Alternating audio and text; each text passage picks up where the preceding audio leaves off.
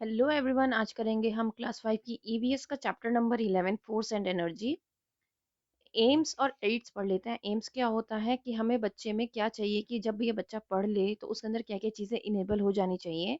वो अलग अलग तरह के जो फोर्सेस होते हैं उनके नाम उसको पता होने चाहिए। और identify the types of simple machines commonly used, और हम कौन कौन सी सिंपल मशीन्स हम यूज़ करते हैं उसके बारे में उसको पता होना चाहिए। और डिफरेंट टाइप्स ऑफ एनर्जी के बारे में उसके पता होना चाहिए जब हम ये वाला चैप्टर कंप्लीट कर लें। कौन कौन से ऐसे तरीके हैं जिससे हम बच्चे को बता सकते हैं, इस चैप्टर को सिखा सकते हैं। हम कोई भी वीडियो क्लिप दिखा सकते हैं, नहीं तो कोई हैमर, या फिर आप जब स्कूल में होते हो तो स्कूल में ज़्यादा से क्या करते हैं, आपको लैब में ले जाया जाता है और लैब में आपको पूरा एक प्रैक्टिस करके दिखाई जाती है। पूरा एक डेमोन्स्ट्रेशन आपको दिया जाता है, तो आप डेमोन्स्ट्रेशन के थ्रू बच्चे को बहुत अच्छे से समझा सकते हो।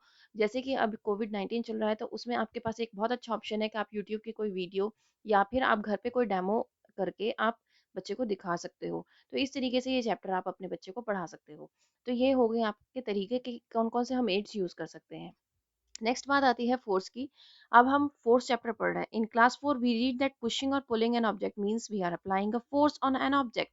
अगर हम किसी चीज को धक्का लगा रहे हैं या फिर अपनी तरफ खींच रहे हैं तो हम उसको फोर्स कहते हैं। ठीक है, ये हमने किस में पढ़ा था? क्लास 4 में पढ़ा था। Look at the picture below. अब आप नीचे एक पिक्चर देखिए, यहाँ पर आपको एक पिक्चर दे रखी है। See how force is being used to perform various activities. अब फोर्स को किस तरीके से यूज किया गया है अलग अलग तरह की एक्टिविटीज को परफॉर्म करने के लिए। Most of the actions that we perform in our daily lives involves pushing और पुलिंग समथिंग। ज्यादातर एक्शन जो होते हैं हमारी डेली लाइफ में वो यही होते हैं, या तो धक्का लगाना, पुश करना, या फिर पुल करना, खींचना।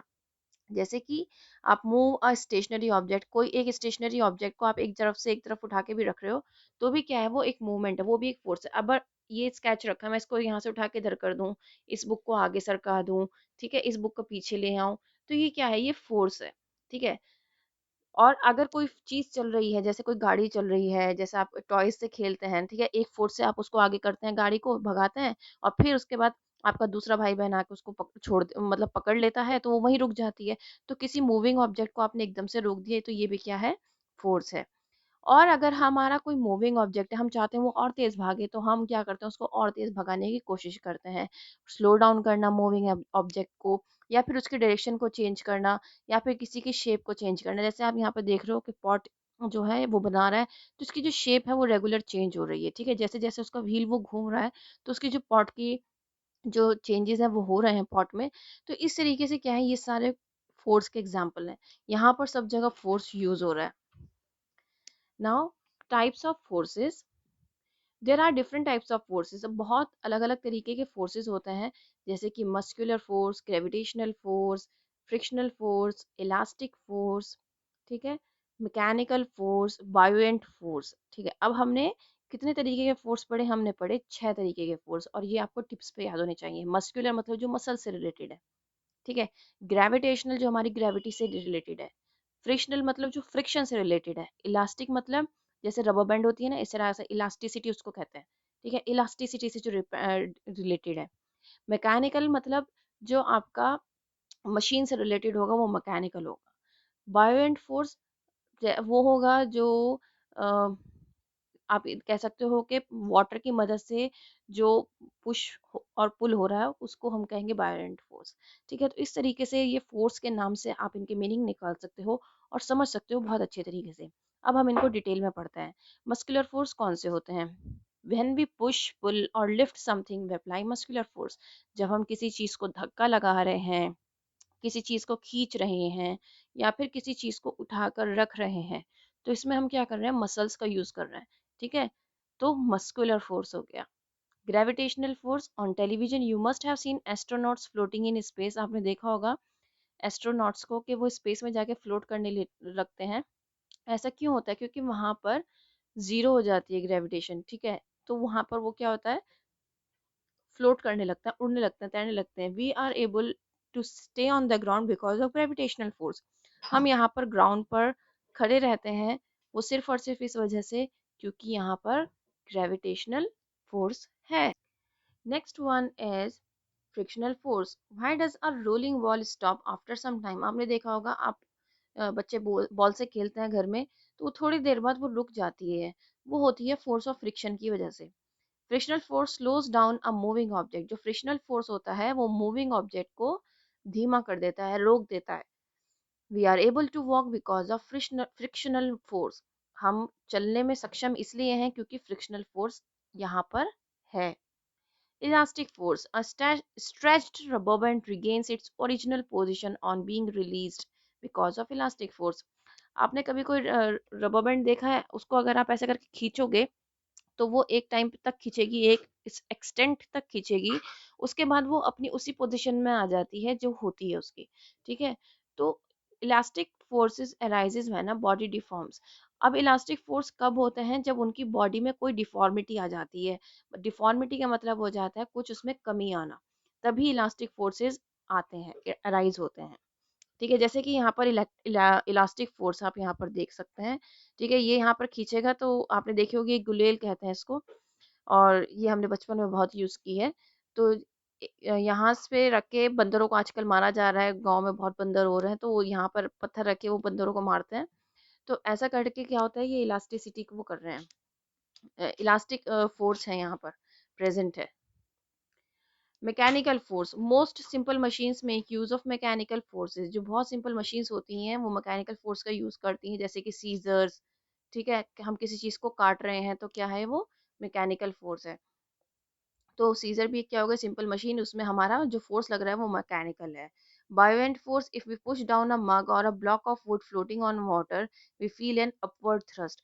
अब ऊपर से जब आप किसी चीज को क्या करोगे, अब आप यहाँ पर एक एग्जांपल देखो कि इस पे ना ये पानी भरा हुआ है और इसमें ना हमने क्या डाली है, ऊपर एक बॉल डाली है, तो बॉल क्या कर रही है, फ्लोट कर रही है इस पे। अब आप इसको जबरदस्ती अंदर करने की कोशिश करोगे, है ना, दबाने की कोशिश करोगे, तो एक क्या आएगा, अपवर्ड फोर्स लगेगा इसके अंदर।